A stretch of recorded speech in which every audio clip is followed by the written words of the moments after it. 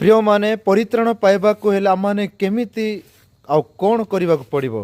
परित्राण आमाने किपरि पाइ परिबा।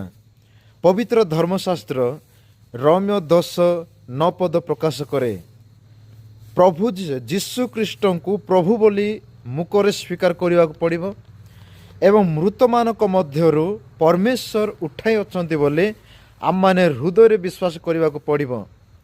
मोर प्रिय माने जो पर्यंत आमाने आमानक मुखरे प्रभु जीशु ख्रीष्टଙ୍କୁ प्रभु बोली स्वीकार करिनाहु आ मृतमानक मध्यरु ईश्वर ताहांकु उठाई अछंते एहा जो पर्यंत विश्वास करिनाहु से पर्यंत आमाने आमानकर पापरु परित्राण पाइनाहु।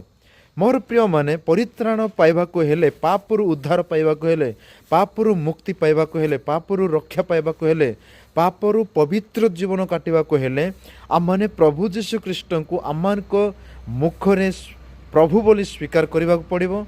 आउ जीशुଙ୍କୁ ईश्वर मृतमानक मध्यरु उठाई अछंती एहा आमानक हृदय रे विश्वास करिबा नितांत आवश्यक अटे।